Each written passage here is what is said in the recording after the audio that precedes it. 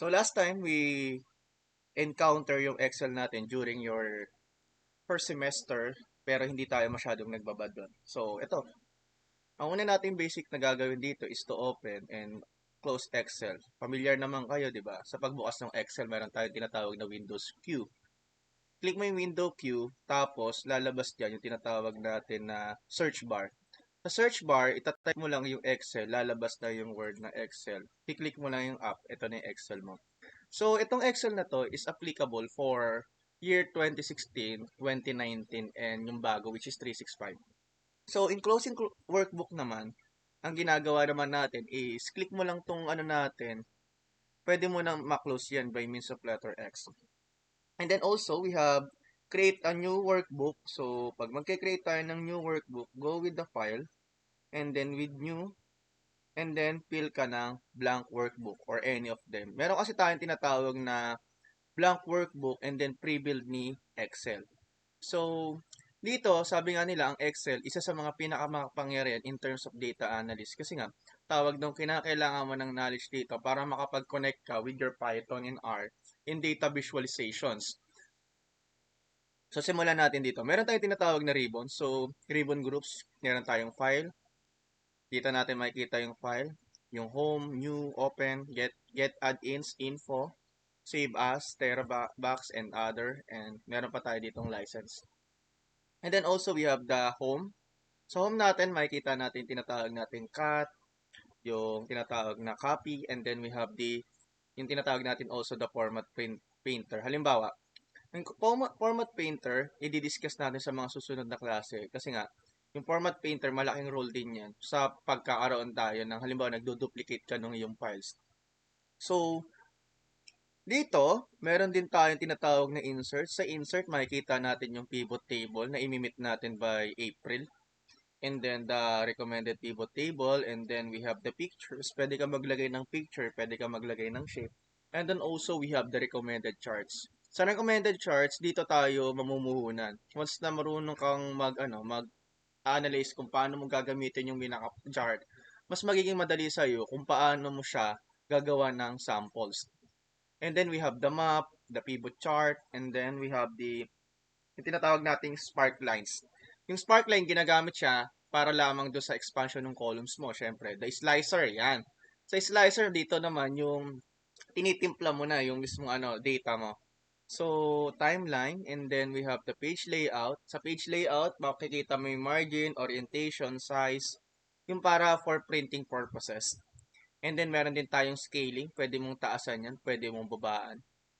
And then also the bring backward and forward para naman to sa mga images part na yan. And then the formula, so we have the insert function. Pwede ka gumawa ng function dyan. The sum or summation symbol. And then the financial, logical, text, date and timeline, lookup, reference, math and trigonometry, and more functions. Marami yan. Statistical, engineering. Makikita na natin dyan yung stats natin sa mga part na yan. So, dito, mas magiging madali yung ating once na alam mo kung paano tumatakbo yung ribbon ng ating And then we have the engineering. Siyempre, kung may mga nag-engineering dito is magkakaroon ka ng idea kung paano mo initiate yung mga equations. So, and then we have the cube, information, and compatibility, and then yung web, siyempre. And then name management, malaking role to sa pagpapalagay ng mga pangalan mo sa bawat cells. So, pag magpapangalan ka ng cells, instead na gagamitin mo yung mga, halimbawa B5 katulad nito, pwede mong palitan yung mga pangalan ng halimbawa B5 na to. Halimbawa, mag-name manager ako, papalitan ko lang yung name na yan. Papalitan ko ng, halimbawa, name, ribbon groups, pwede ko siyang palitan yung pangalan na yan, yung kulay blue na yan. Nakikita ba to? Hello? May nakikita ba? Hello? Yes, sir. Nakikita naman. Okay. So, we have also the data. So, last time pinag-usapan natin yung data analysis. Siyempre, nandiyan na rin yung table na yun. And then, meron tayo ritong conversion ng data. Pwede ka mag-convert ng data mo from text CSV to Excel. From web, syempre. From table and range, pwede mo i-convert din sa Excel form yan. Yung picture, pwede na rin. Hindi ka tulad dati talagang CSV at text lang pwede. recent resources, and then existing connections. Ayun yung mga SQL. Doon mo gagaling yung mga data mo na yan.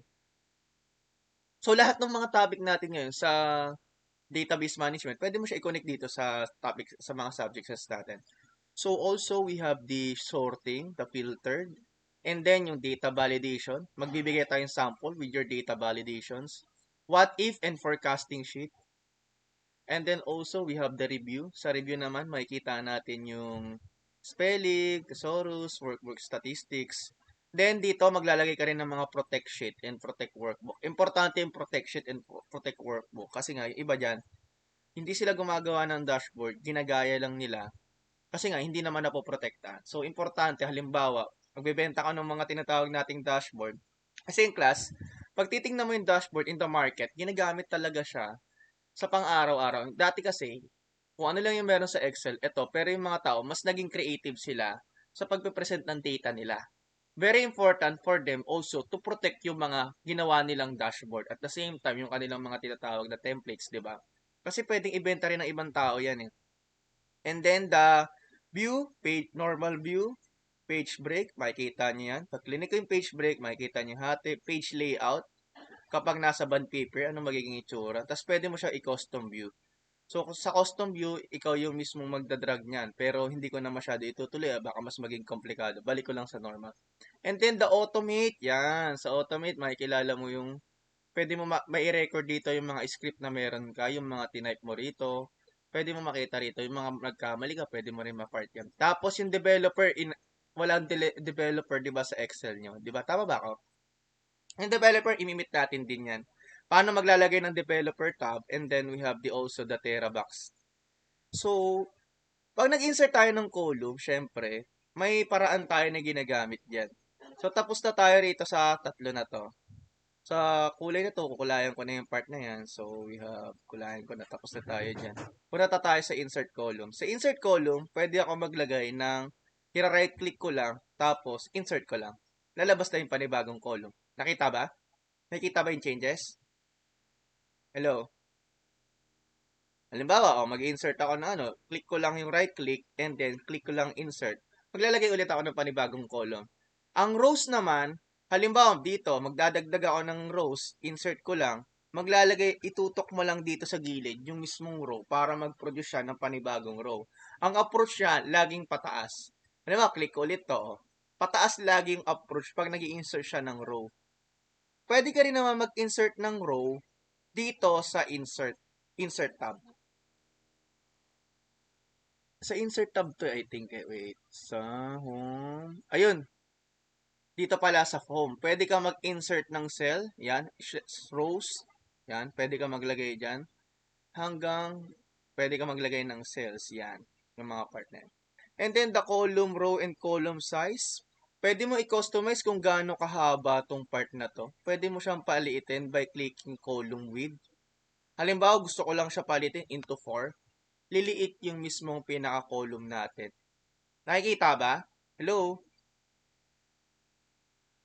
Pwede nating i-customize yung ating mga columns natin. Maski yung rows natin, i-click mo lang yan. Row height naman, basta i-click mo lang yung gilid nun in terms of the rows, pwede mo siya i-customize into 5. Ayan, magbabago siya, liliit siya. So, kung gusto ko namang ibalik siya from original, ang gagawin ko lamang dyan is to click Ctrl Z, di ba? Para ibalik ko sa dati. Yung mga part na yan. So, nasundan ba ako? Hello? Yes, sir. Nasundan. Okay, punta natin yung worksheet. Ito na. Select worksheet. So, select worksheet, insert worksheet, and then we have the name worksheet. Pag nagsaselect tayo ng worksheet, ito yan. Pinipindot mo lang yan. Ayun yung pag-select ng worksheet natin. So, yung mga part na yan. Iba ang workbook sa worksheet. Ang workbook is yung kabuuan.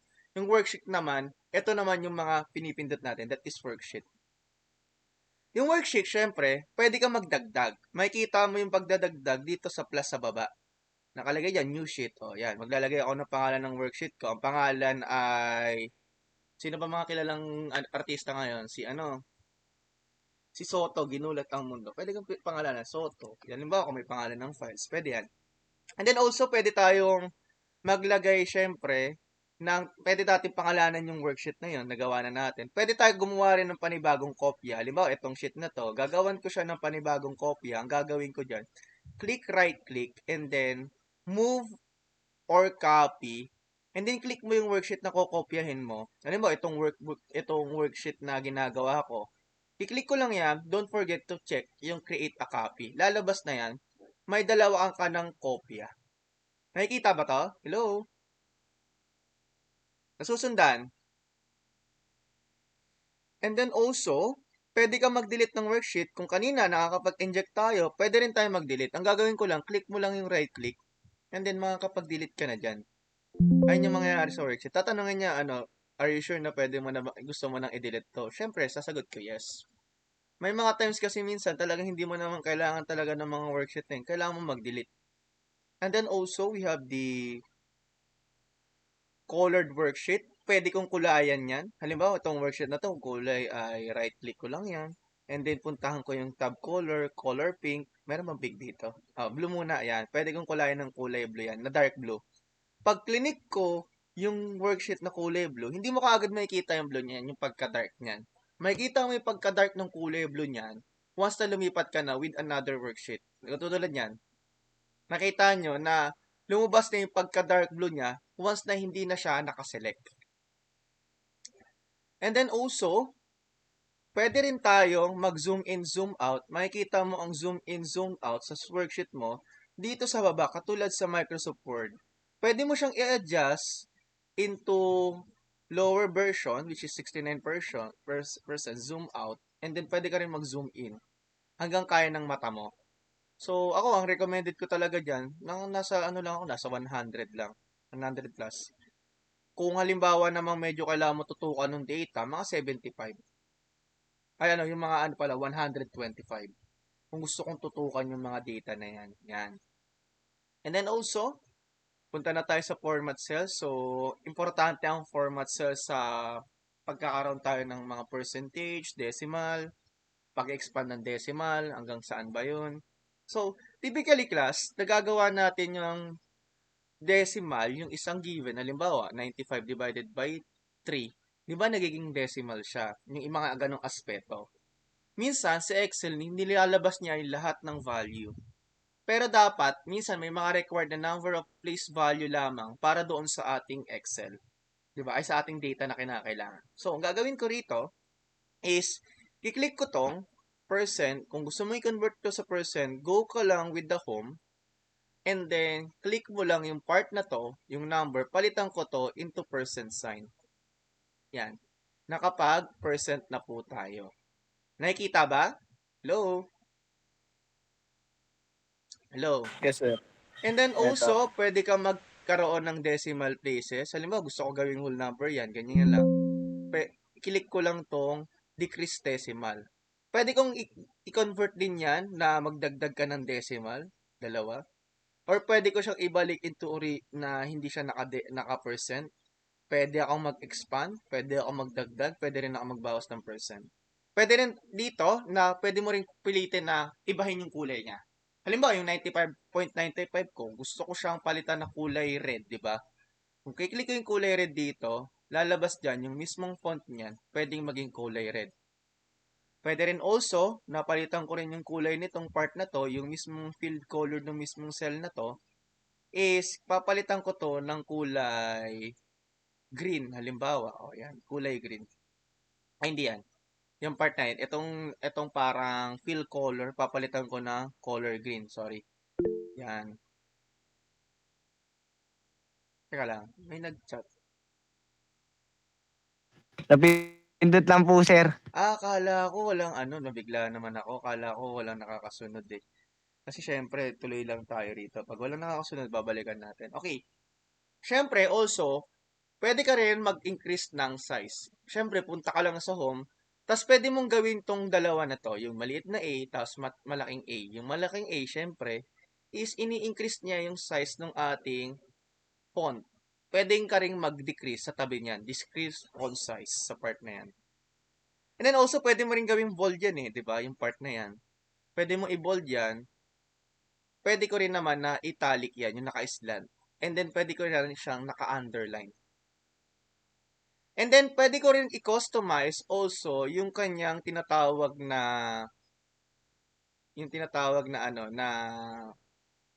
ano niya, alignment. Pwedeng yung align niya, pwedeng dito, nakataas. Pwede rin yung nasa gitna. Pwede rin yung nasa baba. Pwede ko rin i-convert yung mismong align, yung mismong ano natin sa right. Pwede rin sa middle, which is the center. And then, meron din tayong tinatawag na left side. Left side ba to? Right side, sorry. Right side, ito, left side, and then this is the center. And then, we have wrap text. Kung tatanggalin kayo wrap text, anong napapansin nyo sa wrap text? Sige. Hello? Class, anong napapansin nyo sa wrap text? Pag tinanggal ko yung wrap text. Yung wrap text ay hindi siya nag-fit doon sa cell natin. Ginagawa natin ng wrapping ng text natin para magkasya doon sa iisang cell. Sa part 9. Halimbawa, liliitan ko to. I-stretch niya yan hanggang magkasya yan. Pero hindi yan totally nakasagad na ano. 'Di ba? Ang part na yan. And then, sabi rito, formatting text or numbers can make them appear more visible, especially when you are worksheet. Changing default formats includes the changing font color, style, text, alignment, or apply formatting effects. And then, meron din tayong tinatawag dito na find and replace. So, halimbawa, yung find and replace, ginagamit siya to verify kung anong gusto mo hanapin. Halimbawa, hahanap ako ng taga France.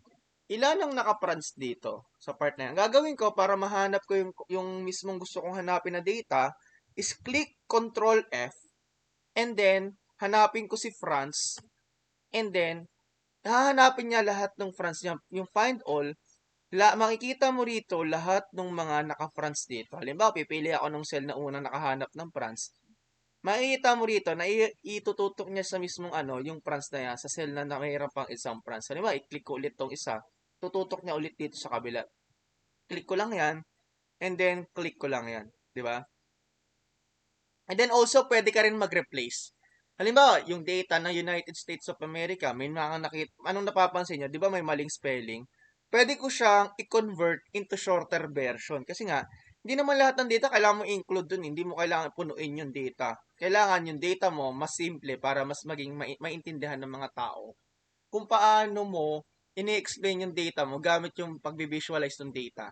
So, halimbawa, i-shorter ko tong United States of America at America, di ba? Kopyahin ko lang to. So, ko siya i-replace, pero hahanapin ko muna yan, syempre. Find United States of America, di ba? Click mo lang yung tab na replace sa part na to, and then shorter version, palitan ko ng USA. Replace with USA, then replace all. Mawawala na yan. Tapos yung another United States of America naman, halimbawa gusto ko rin palitan yan. Delete ko lang yung America. Replace ko rin yan. So, tingnan natin. Sabi, click more ways to search. Sige. Find all. So, hindi natin makikita. May kulang. United States of America. Tingnan natin. Okay, sige. Kulit talaga ako eh. No? Sige, isa pa. United States of America. Din. Nangyari.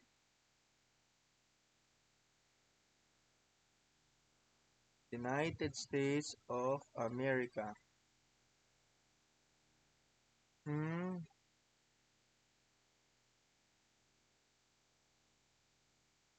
Mhm. Control G natin. Palitan natin to lahat. America. So, find next. Replace the US. So, okay. Gets ko na. Yung select cell lang nagawa natin. So, click ko to. Click ko yung column and then find United States of America.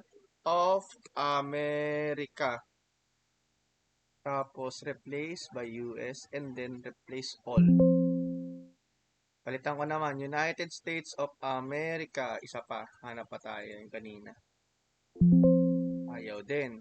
Nakaprotect pala siya. Kaya pala ganun.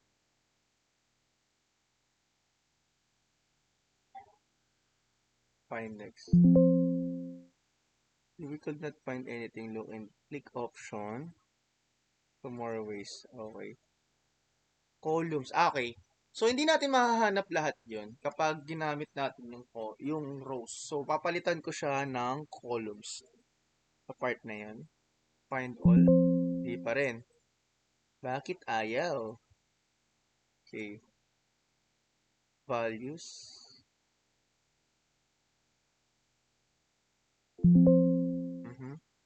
Yari. So, problema. Okay. Kaya pala.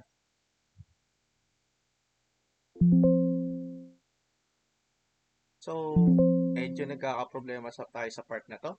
So, dito, United States of America, find ko siya. So, palitan ko to. Baka may problema sa part na to.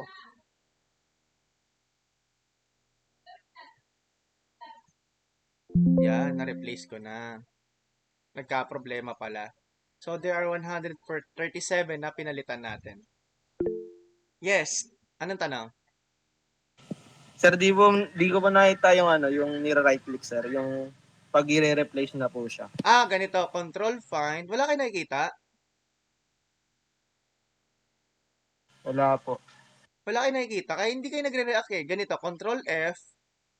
Nakikita nyo tong na to? Hindi. Hindi rin.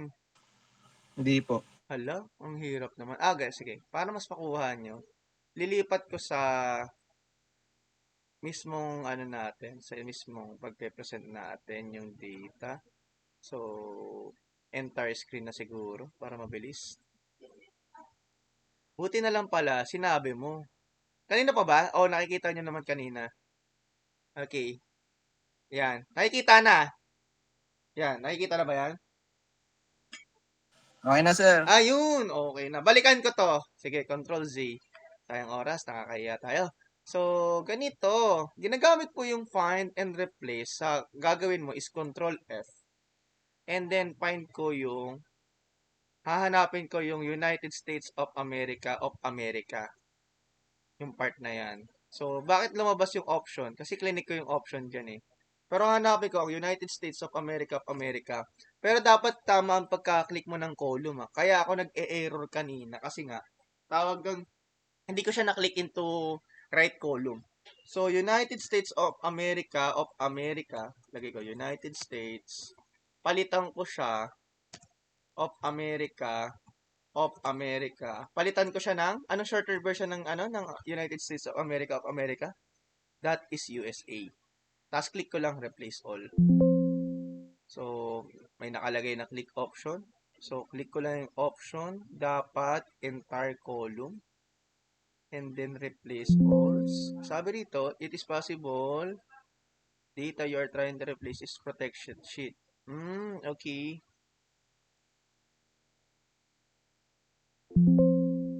Hindi mo siya mare-replace. So, kiklik ko lang tong part na to hanggang dito sa dulo. Kasi naka-protect sheet pala siya. Yan. Control F. Tapos, yan na. Try natin mag-replace. Ayaw pa din. Ayaw niya talaga, naka-protect pala siya. United States of America. Find all.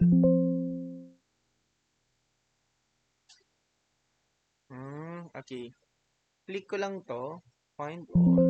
Ayaw. So, move on muna tayo rito kasi nagkakaroon tayo ng problem dito kasi naka-protect sheet eh. So, a template is a pre-built spreadsheet or workbook that is already formatted, organized, and populated with the formulas tailored for each purpose. If you need to organize or plan something, there's probably Excel spreadsheet. Workbook template is perfect for the task. So, ganito. Meron tayong pre-built template dito. Makikita mo yung pre-built template natin dito sa home. Tapos, meron tayo ritong format table. Yung format table, halimbawa, maglalagay ako ng name, tapos address, signature, birthday, date of birth. Pwede ko po siyang i-convert into table. sa pre-built table na yan, yung click na yan. So, pwede ko siyang i-format dito, alin man dito sa format table, anumang option niya. Halimbawa, i-click ko lang yan. Pero don't forget to check the header para kasama yung header niyan. Pwede kang mag-click ng data dyan. Nasusundan ba? Hello? Hello? Yes, sir. So, sa part na to, makikita natin dito yung also yung tinatawag nating template. Pwede kang gumawa ng template na ganyan. Pwede ka rin mag-sorting ng template. Mamaya pakita natin. Dito muna tayo sa data validation. Sa data validation, ginagamit yung data validation kapag may pagpipilian yung data mo. Halimbawa, ito. Yung una kong goal is, pag-clicking ko yung yes or no. Ito, click mo lang yung box na lalagyan mo ng yes or no, and then go with the data, hanapin nyo po si data validation. Makikita natin ang data validation sa data tools, and then click mo lang yung data validation, click mo lang dito yung tinatawag natin na, tagal lumabas, tan-tanan. Yan. Hanapin mo si list. Nakikita ba? Hello? Nakikita naman.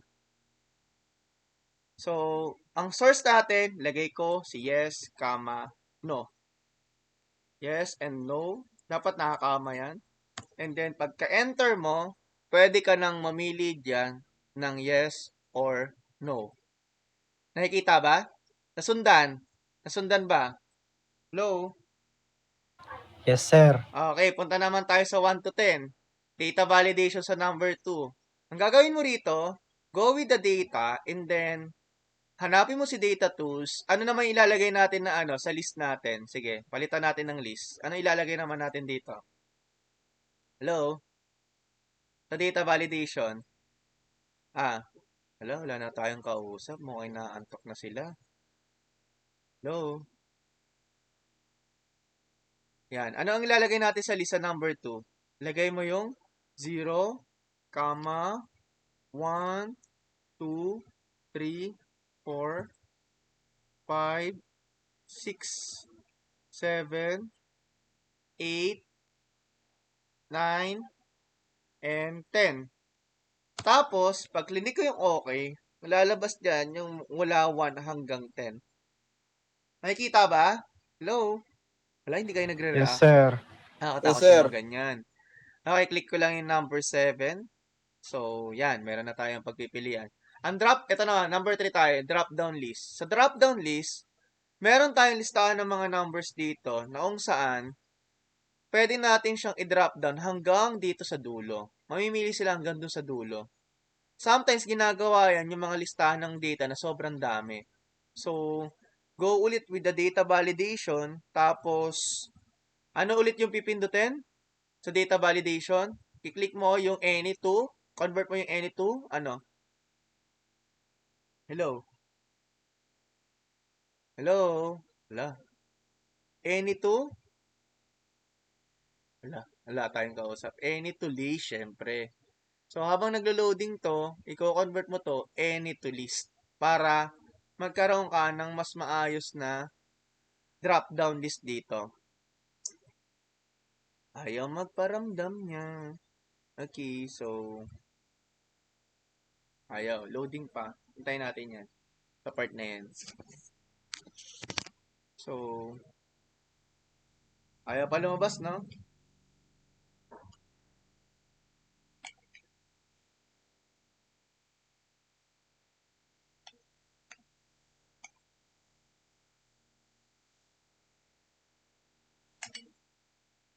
Wala pa rin, no?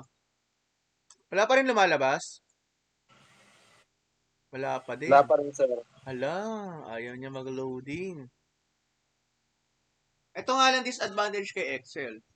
Si Power BI kasi mabilis siya. Pag nakita niyo yung data, pwede mo i-customize. Ito, ano i-click natin? Any to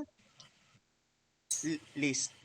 Tapos, yung source ng data natin, dito manggagaling. So, 1 hanggang dulo. Click ko lang yung 1, tapos i-drag down ko, tapos click ko yung pinakahuli. Ano pinakahuli? That is 240. So, ang dami palang choices.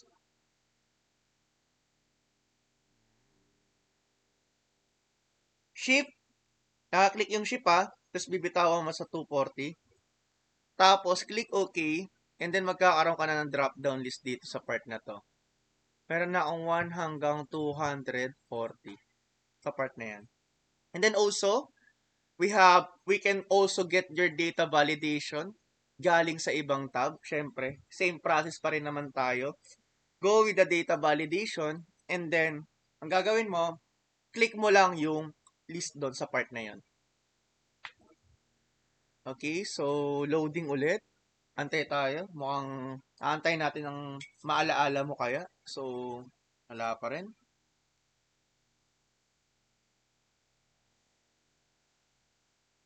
May lumabas na, wala pa din. Wala Wala pa, pa din, sir. sir. Wala pa din. So far, naiintindihan ba? Gagawin nyo yun mamaya, sabi ko sa inyo. Ano pipindutin ko? Yung list, syempre. Tapos halimbawa, kukuha ko ng data dito sa kabilang workbook. Click mo lang yung source, click mo yung workbook na pagkukuhanan mo. Halimbawa, kukunin ko tong data dito para for data validation. And then click OK. May pagpipilian ka na sa part na yan. Ayan. O, piliin ko yung ribbon. Ito, kanina piliin ko yung 240, yung dulo niya, di ba? Dito, mas magiging madali na yung pagpili ng mga respondent mo kung paano mo input yung data. Ginagamit din to halimbawa kung mag-i-input ng data yung mga taga industry, 'di ba? Madalas ginagamit nila to kasi nga instead na i-type na nila yon, mas lesser yung time na kailangan kasi nga ang gagawin na lang nila rito is dinadrag na lang nila yon. Okay? So punta na tayo into text to column. Sa text into column naman, pwede mong hiwalay itong pangalan na to, itong lahat ng pangalan na to in matter of seconds lang. Paano pupunta tayo? Go with the data validation ulit. I don't go with the text to columns naman. Data tools muna. Click ko muna tong mga data na to. Tapos, click ko yung text to column. So, click mo yung text to column. Tapos, click mo yung tinatawag natin na delimiter or delimited. So, medyo matagal lang siya kasi nga, yung Excel natin talaga, medyo mabagal talaga siya.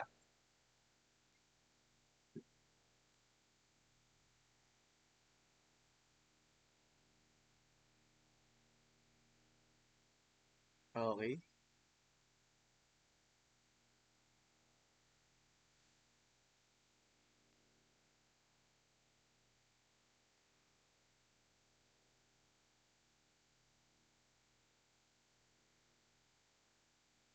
Wala pa din.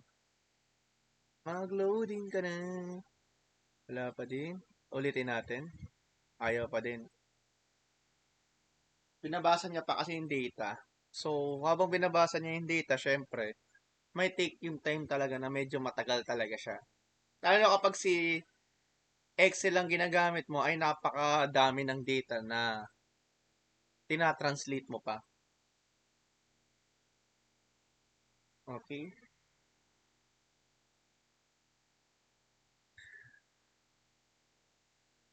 Mukhang marami na yata abang nauna nang umalis. Ayan. Go with the delimited, then click mo yung next. Tapos, dahil nga ang naghihiwalay sa kanila yung comma, click ko lang si comma para mahiwalay yung data. And then, click ko yung next. Tapos, saan ko ba ilalagay yung destination? Siyempre, i-delete ko tong destination na to. Ayoko ilagay sa same cell yan. Ililipat ko rito sa D2. Yan, sa D2. And then, click ko lang yung finish. In matter of seconds, meron ka ng separation ng data. Nang tinatawag natin na data ni Juan at ni Errol, pwede mo siyang paghiwalayin. Nasundan ba? Hello? Yes, sir. Sir. Parang naantok na, tola. Okay, sorting out. Sorting out, so dito bago tayo mag-sorting out, ang kinakailangan natin syempre to create yung filter. So gagawin ko to ng filter lahat. So click ko lang to, itong yung mismong column na lalagyan mo ng filter, and then go with the home. And then click mo lang yung sort and filter. Lagay mo, ayan. Lagyan mo ng filter. Yan, magkakaroon ng arrow dyan. Sa arrow na yan, pwede kang magkaroon ng sorting out. pwede mong i-arrange yan ng alphabetical, yung in terms of country. Pwede ko rin i-arrange also yung alphabetical ng ano natin, product, syempre, in terms of their country ng alphabetical. Or pwede rin tayo mag-arrange dito ng, kung tatanggalin ko yung sorting nito, ang gagawin ko ay, sort ko siya sa ano, sa, in terms of selling, pwede in terms of profit, pwede ko yan largest to smallest. Pwede ko siyang i-arrange sa part na yan. Malaki ang role nito para mas makita mo kung ano ba yung pinakamataas or pinakamababang data. Pero hindi mo pa siya pwede ma-estimate kung sino talaga pinakakumikita sa part na yan. And then also, the importance of having date. So, mapapansin natin sa part na to. Meron tayong several dates. Date function. So, ang dami natin gagawin dito sa date function na to. So, yung part na to, sasagad natin hanggang dito yan. Mabilisan lang ang gagawin dyan. So, itong mga number na to is, ito yung mga nakalaan na date dyan. Ang gagawin ko, to convert into date to, kasi mga date to eh. Ang gagawin ko, go with the number, and then click ko lang yung sa homa, palitan ko lang in terms of date, short date. So, yung part na yun. Nakita na ba yung changes? Hello? Ang arrangement ng date na yan, nauuna yung number of days kesa doon sa tinatawag natin na buwan. So, ililipat ko lang dito. Ang gagawin ko sa part na to, go with the more formats and then piliin ko lang yung mauuna yung buwan, syempre. Yan, nakaayos na siya in terms of buwan sa part na yan. And then also, meron din tayong tinatawag na today formula. So, yung today, pag clinic ko yung okay dyan, lalabas yung araw ngayon. Open and close parenthesis, lalabas yung araw ngayon. Ang araw ngayon ay March 14, 2024. Pwede ko i-customize yung date, ibahin ko. Pwede ko lagyan ng mahabang version, kung anong araw siya, kung Monday ba siya, Tuesday ba siya, ngayon ay Thursday. And then also, sa now naman, sinasabi niya rito, yung pagka-enter mo, anong oras. Yung part na yan. Lalabas yan yung oras at yung date ngayon. And then also, pwede ka mag-combine ng date dito. Kapag binigay lang yung year and complete date, ang gagawin mo dyan is to click o equal and then lagay mo lang yung word na date and then open parenthesis, mauuna yung year, sunod, comma, yung buwan, sunod, yung tinatawag natin na araw. Sa part na yan, close parenthesis, then click OK, lalabas na yung date dyan. Kaso nga lang, nauuna dyan yung tinatawag natin na araw. So, balik natin sa mauna yung buwan. So, para mas maging madali. Tapos, idadrag ko lang yan. Lalabas na yung part na yan. And then also, pwede mo rin i-convert yung entire date natin. Kung gusto mo lang malaman yung month is go with the text, equal text. Yung text mo na yan, open parenthesis mo yan, click mo lang yung value na to, tapos click ko lang yung tinatawag natin na buwan. So, ang buwan natin is started with the M. Lalagyan ko ng isang M. Pag isang M, yung day lang, isang buwan lang yun, which is March 3. Pero kung maglalagay ako ng dalawang M dito, nakalagay rito 03. Kung maglalagay ako ng tatlong 3 dito, or apat na 3, kung tatlong 3, shorter version siya. That is March, di ba? Shorter version ng March. Pwede, pag naglagay ako naman ako ng apat dito na M, lalagay dyan yung buong buwan. So, kung idadrag ko ulit to, ilalabas dyan yung buwan ng naka-include yung March. Makikita natin dito na itong buwan na to, tama siya sa part na yan. So, in terms of year naman, same lang din. Equal mo lang, and then click the text, open parenthesis, and then click mo lang ulit yung date, and then also yung year. Ang gagawin ko, gusto ko, last 2 digits lang. Lagay ko lang yung dalawang Y, that is year, sa part na yan. Pero hindi siya magpa-function ng ganyan. Dapat dyan, 4. Or kulang tayo ng columns ba? Ay, apostrophe to. So, lalabas dyan, 2023. Kung gusto ko ng 4, lalagyan ko ng tatlong Y na 4 dyan. Dapat naka-enclose lagi rito sa ganong symbol. Nakalimutan ko na anong symbol yan eh. Yung part na yan. So, click ko lang yan. Idadrag ko lang yan. Lalabas na yung year ngayon. And then also, we have the isolation days. So, after 14 days, marirelease mo yung tao. So, ang gagawin ko rito is magdadagdag ako ng 14 days kada araw dito. So, ang gagawin ko, click ko lang yung formula rito sa box na to, sa cell na to, and then click ko lang yung day plus 14. Kasi nga, 14 days yung isolation niya eh. So, once na dinunag ko ito, lalabas na yung kanyang adjustment into 14 days.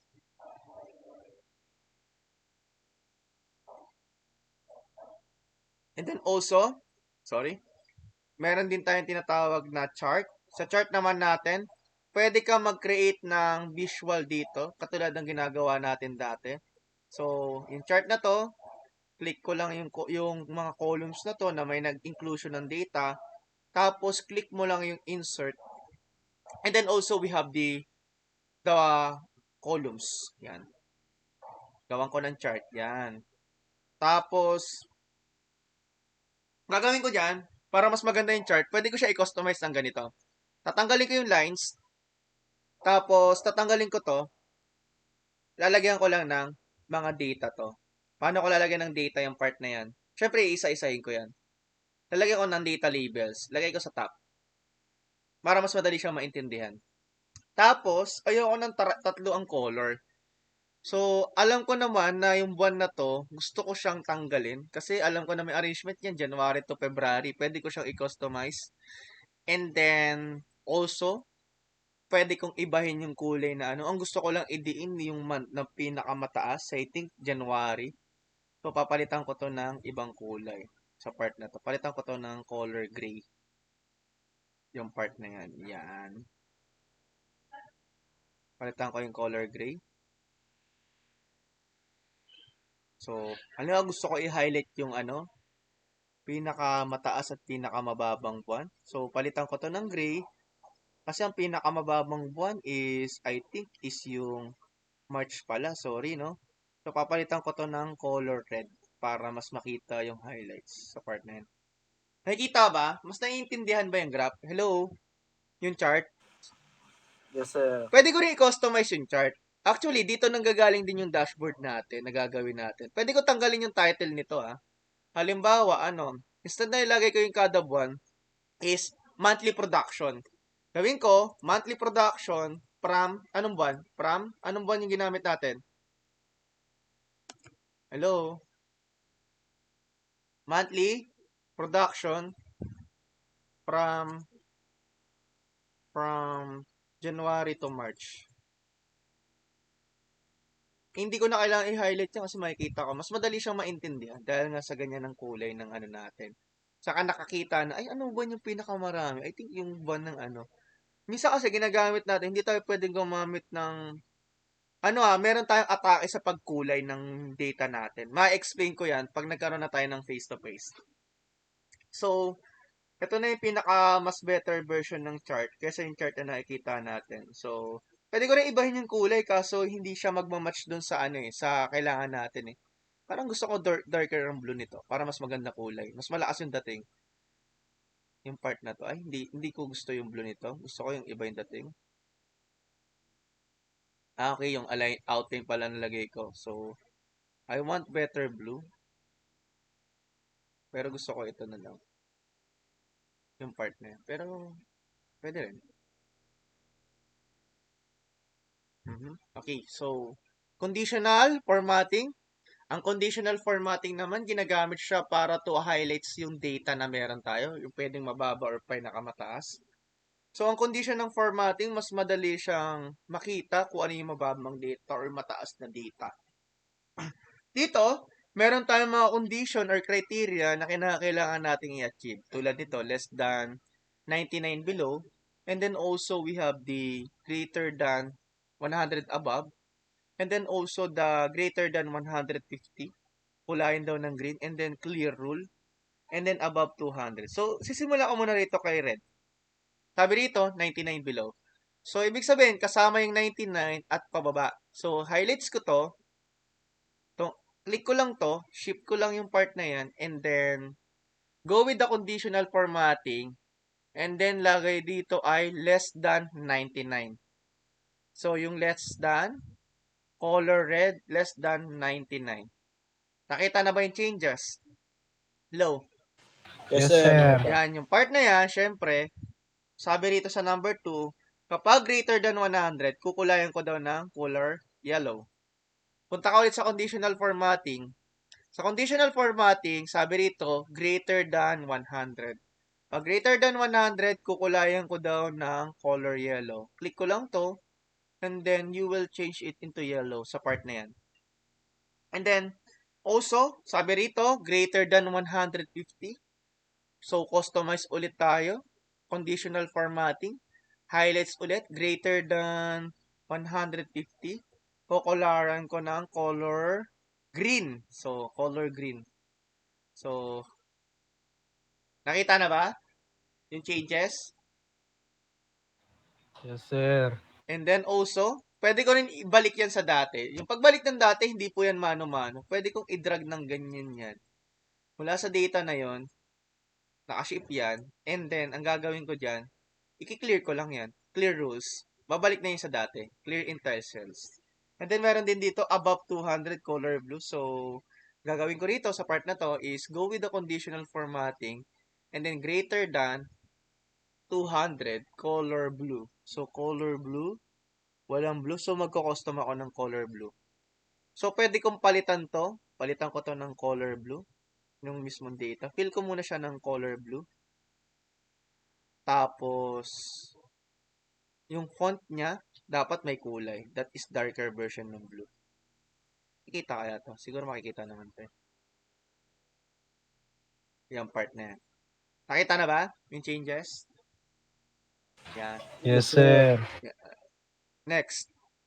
So, duplication, di ko na masyadong ginawa yan kasi parehas lang naman yung data na yan. And then, we have also the pre-spain. Ang pre-spain natin, pwede ka mag-freeze ng first column, yung unang hilera, o yung tinatawag nating first row. So, sa pag-freeze ng pane, ginagawa natin to para yung data na gagawan natin dito, mas madali natin makita yung guidance. Katulad nito, pag hindi ito naka-freeze pane, unfreeze ko muna to. Pag hindi naka-freeze, ang freeze pane, makikita natin to sa view. Sa view, sa freeze pane, yung window dyan, unfreeze ko muna. Pag hindi yan naka-freeze pane, hindi mo makikita yung guide mo kung ano yung pinaka nasa tuktok. So, gagawin ko, go with the freeze pane, and then click lang yung top row. Tapos maglalak na yung top row na yan. And then also, pwede ka rin mag-lock ng column. Unfreeze ko ulit. So, lock ko naman yung column na to. First row, first column. So, makikita natin, pag nag-lock ako ng column dyan, yung part na yan, nadadrag ko na ng ganyan yung mismong column na yan. And then also, pwede kang mag-customize ng pane mo, ng freeze pane mo rito. Pwedeng ang gawin ko rito, itong part na to, ipipress ko yung dito sa part na to para makuha yung second column. Freeze pane, yan. Nag-a-advance siya sa part na yan. So, idadrag natin. Naka-freeze din siya. Lagi siyang 2 cells ahead. 2 cells ahead sa column, tas 2 cells ahead sa rows. Ganun yung nangyayari niya. Yung ipipress niya, yung advanced, ano siya, tawag doon, 2 backward ng mismo ano natin. Halimbawa, prinis ko ulit tong part na to. Unfreeze ko, freeze ko to. Siyempre, ang magagalaw niya lang, ayan lang. Tapos, itong dalawa na to, hindi yan masyadong magagalaw sa part na yan. Yan. Okay? Then also, protect. Sa protect naman, so dito, may data ka rito, gusto mo siyang i-protect. Gagawin ko lang, ayoko mapakialaman tong data na to. Ang gusto ko lang ipa-edit sa kanila, itong contest tsaka for contest. Ang gagawin ko dyan, i-click ko lang itong part na to. And then, right-click ko lang yan. And then, you go with the options. Saan yung options? Options. Walang options dito. Click ko lang yan. Format cells. Go with the format cells. Tapos, dapat nakalock yan. I-lock muna natin dito sa format cells. Pero ang tagal niyang lumabas sa part na yan.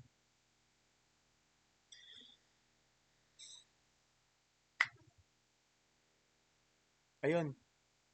protection, click mo yung protection, tapos nakalock siya. Tapos pwede ko siyang i-lock. So, protect sheet, lagay ko yung password ko. 1, 2, 3, 4. Yan, password ko lang yan. 1, 2. Hingi niya na ulit yung password mo. 1, 2, 3, 4. Yan. So, pag clinic ko to, hindi mababago yan. Pero yung hindi ko pinotektahan, mababago ko yan, yung part na yan. Pero hindi rin nag-ano yan. Dapat nakalock to eh. Unprotect sheet. Sheet pala yung ano ko, no? 1, 2, 3, 4. So, asa na yun? Ayun. Protect sheet. Lock cell, unlock cells.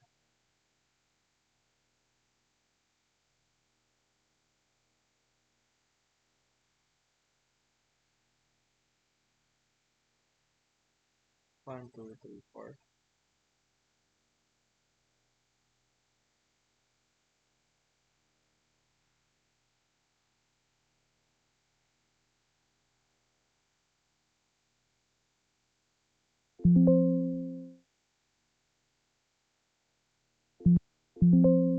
So, naka-protect na siya. So, unprotect ko muna yung sheet. So, yung part na yan. Paano ko halimbawa magagalaw tong data na to? So, ang gagawin ko, syempre, go with the format cell. Dapat ito, naka-unprotect yan. Naka-unlock yan, part na yan. So, pag prinotek ko yung sheet na to, pag nag-lock yan, may exempt yung mga naka-unlock dyan. So, protect sheet ko lang yan. 1, 2, 3, 4. 1, 2, 3, 4.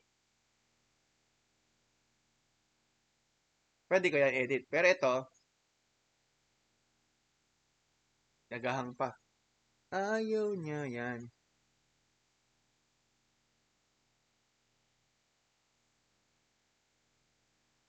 Yan. Hindi mo yan magagalaw. Yung data na yan, hindi mo, pwede ko itong baguhin. Pero yung ibang data rito, hindi ko siya magagalaw kasi nga, nakalock na to. Ang pwede ko lang galawin, itong part na to. So, dyan ang gagaling yung protect sheet. Kailangan meron kang option doon na i-unlock mo. Yung part na yun, yun lang yung naka-unlock. And then, we have the lock cells. Yun nga, nasabi ko na yung lock cells. Na-lock ko na siya kanina. And then, yun lang. So, yun lang yung ating basic Excel na gagawin nyo. Anong gagawin nyo for today? Is you need to accomplish until given date, which is March 30, sa activity number 1 natin. So, kung titignan natin yung Excel natin, ay also, we need to accomplish yung mga sumusunod. So, kung i-check natin yung Google Classroom natin dito, okay. So, naglo-loading yung Google Classroom natin is meron tayong assignment dito for your midterm. Ang kailangan nyo i-accomplish within this week is yung week 1 lang muna. So, unti-untiin nyo yan para hindi kayo masyadong natatambakan. So, sa week 1, naka-PDF yan. Kayo mismo ang magta-type ng data. Anong kailangan natin gawin sa part na to? Meron tayo ritong open blank cell Excel workbook. Pangalanan mo siya ng data entry. And then yung data entry is gagawin natin is center natin yung table headings. Gitna mo daw ito. Tapos, palitan mo daw ng size na 12. Tapos, coloran mo daw ng color white. Yung font color niya is white. Color white daw to. And then, yung ano nito is color blue. Color dark blue. And then, mag-insert ka down ng dalawang row above the table. Halimbawa, itong table na to. Maglalagay ka ng additional dalawang row rito. And then, in cell A1, so ito yung A1 is ay dito, yung mababakante dyan, i-type mo daw yung employee details and then increase mo yung row height into 15 rows. And then, format the salary columns into 2 decimal places. And then also, insert between the name and salary of columns. Yung salary, yung date of birth natin is, ito na, ikaw na bahalang maglagay ng birthday. Call it birthday. Maglalagay ka rin kasi ng birthday dyan eh. So, enter some dates per employee, format the data, March 15, 1980.